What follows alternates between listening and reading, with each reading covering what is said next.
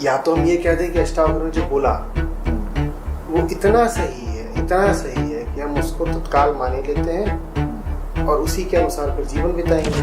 अभी इसी वक्त तुम मुक्त हो, मगर इसमें यदि लगा, एक मगर लगा। The first sutra, the first aphorism from Ashtavakra's song is तुम सचमुच दृष्टा हो। मनुष्य जाति के पास बहुत शास्त्र है, पर अष्टावक्र गीता जैसा शास्त्र नहीं।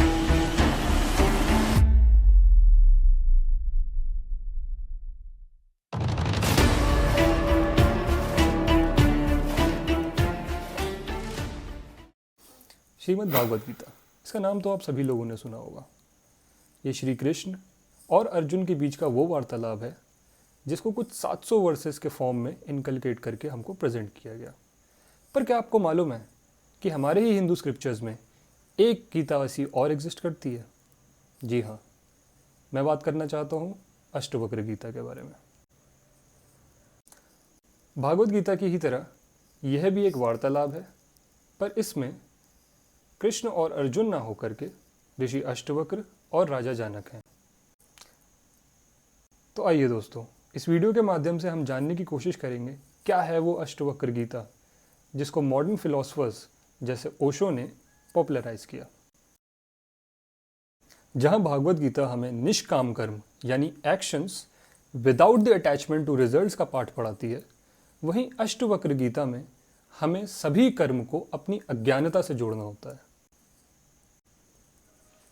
अष्टवक्र गीता हमें सहज रहना सिखाती है, नेचुरल रहना सिखाती है और सभी क्रियाओं से ऊपर बढ़कर मोक्ष पाने की ओर लेकर के जाती है। एक बहुत ही बड़ा डिफरेंस हमको दोनों ही गीताओं में मिलता है, जो कि है concept of duality and non duality.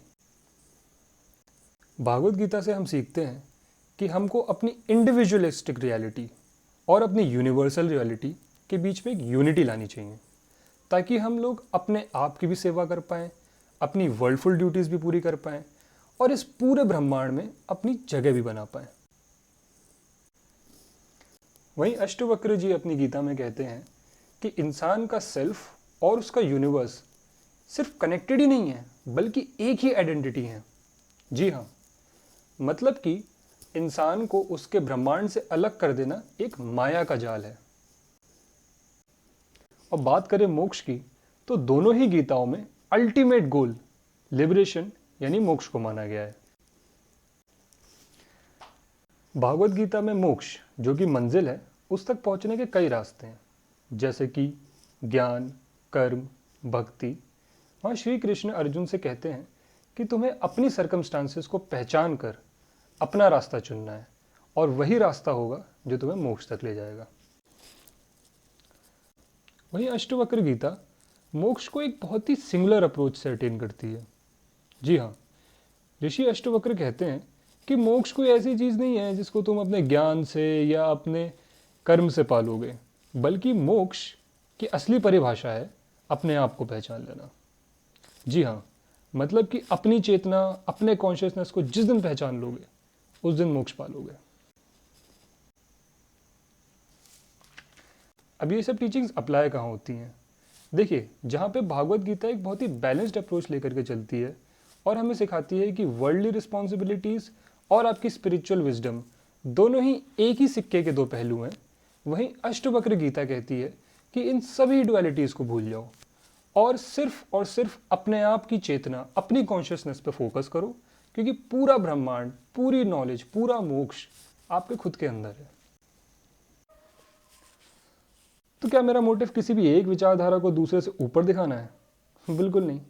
मेरा तो पॉइंट आपको अवेयर कराना है कि ये दोनों ही स्क्रिप्चर्स हमारे हिंदुइज्म में ही को एग्जिस्ट करते हैं। हाँ, दोनों की अप्रोच डिफरेंट होगी, लेकिन गोल दोनों का सेम है कि हम डेथ और बर्थ के साइकिल से ऊपर उठ के मोक्ष यानी लिबरेशन की ओर जाएं। अब कौन सा रास्ता, कौन सा मार्ग, कौन सी अप्रोच आप चुनते हैं, ये डिपेंड करेगा आपके सर्कमस्टांसेस पे। तो दोस्तों, अगर आपको ये वीडियो पसंद आई तो चैनल को सब्सक्राइब करना मत भूलिएगा।